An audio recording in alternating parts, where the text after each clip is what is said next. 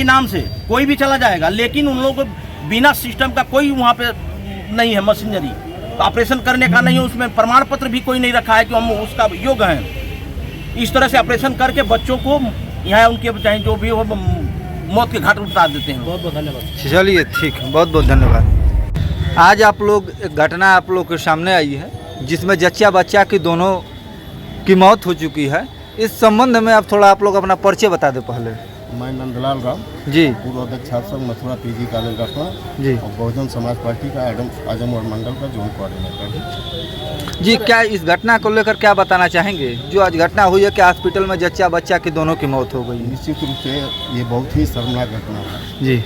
जैसे मुझे मालूम हुआ कि सोनापाली की चंदन कुमार जी की पत्नी प्रेगनेंसी में थी और वैष्णव हॉस्पिटल में जी, ये लोग दवा इलाज के लिए लेकर आए और डॉक्टरों की लापरवाही से जी जच्चा और बच्चा दोनों की मृत्यु हो गई। तो मैं यह चाहूँगा आपके माध्यम से कि शासन प्रशासन के लोगों को हिदायत देना चाहूँगा कि इस तरह के जितने फर्जी हॉस्पिटल चल रहे हैं तत्काल प्रभाव से इन सभी हॉस्पिटलों को सीज कर देना चाहिए और इस डॉक्टर के खिलाफ जिसकी लापरवाही से 2 लोगों की मौत हुई है इसकी तत्काल FIR करके गिरफ्तार किया जाना चाहिए। इसके हॉस्पिटल को तत्काल सीज करना चाहिए। मुआवजा की बात करें नेताजी, तो कहीं ना कहीं देखा जाए तो जच्चा बच्चा की दोनों जान चली गई है, तो आनंद फानंद में आप लोग क्या आवाज़ उठाएंगे? कुछ मुआवजा है तो मतलब सहायता के लिए?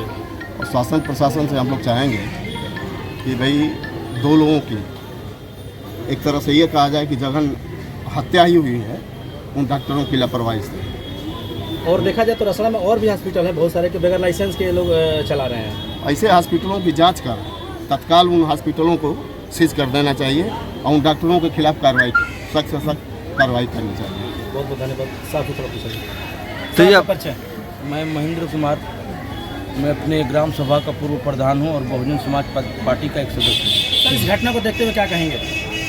मैं यही कहना चाहता हूं कि पूरे प्रदेश में जो अवैध बिना लाइसेंस के शासन और प्रशासन के संरक्षण में जिन लोगों ने ये कार्यक्रम चला रहे हैं, जिनके पास योग्यता नहीं है जी, उनके पास व्यवस्था नहीं है, वह ग्रामीण क्षेत्र में गरीबों को बुलाकर किसी माध्यम से अपने हॉस्पिटल में एडमिट कराकर और नॉर्मल डिलीवरी कराने के नाम से उन्होंने बिना व्यवस्था से ऑपरेशन करके अब बड़े पैमाने पर यह बलिया जिले में प्रशासन थाना रसड़ा का मैं बता रहा हूँ, इस रसड़ा शहर में काफ़ी पैमाने पे इस तरह से घटनाएं बहुत मिली है, लेकिन आज तक न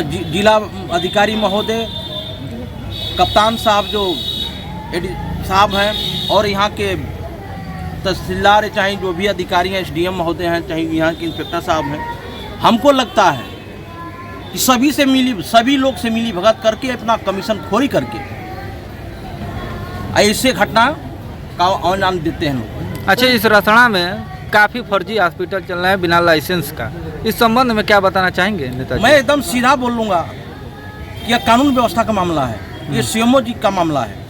इन लोगों के संरक्षण में एकदम साक्षात खुलेआम CMO साहब अपनी कुर्सी से उठ नहीं रहे हैं, ना ही इस हॉस्पिटलों की जांच कर रहे हैं। अगर हॉस्पिटल की जांच कर देते तो शायद आज ये नौबत नहीं आती। मैं कहता हूँ कि उनकी पूरी जिम्मेदारी हो, सरकारी कर्मचारी हैं, वो पूरे जिले के अधिकारी हैं जी, उनके सर रेख देख में होना चाहिए। लेकिन मैं एक ही बात कहूँगा, यह मिली भगत से हो रहा है।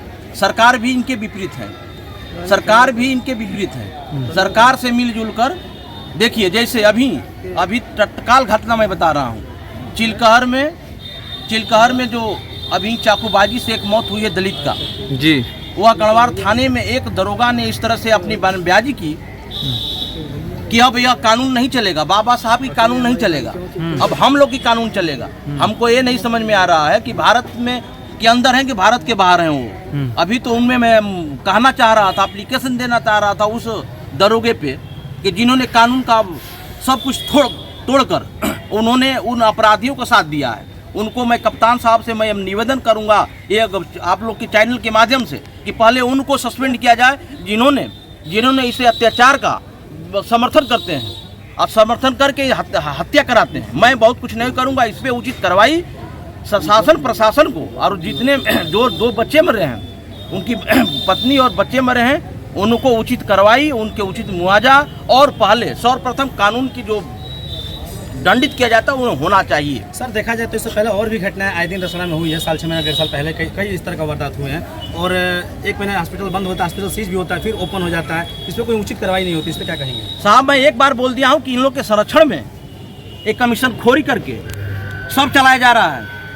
यह शासन प्रशासन और का ही देन है, इसमें आम जनता का कोई देन नहीं है। मैं बता दिया ना, ग्रामीण क्षेत्र में रहने वाले लोगों को, कमजोर व्यक्तियों को बुलाकर किसी माध्यम से बुलाकर उन्होंने अपने हॉस्पिटल में नॉर्मल डिलीवरी के नाम से कोई भी चला जाएगा, लेकिन उन लोगों को बिना सिस्टम का कोई वहाँ पे नहीं है मशीनरी, ऑपरेशन करने का नहीं है, उसमें प्रमाण पत्र भी कोई नहीं रखा है कि हम उसका योग्य हैं। इस तरह से ऑपरेशन करके बच्चों को यहाँ उनके चाहे जो भी हो मौत के घाट उतार देते हैं। बहुत बहुत धन्यवाद। चलिए ठीक है, बहुत बहुत धन्यवाद।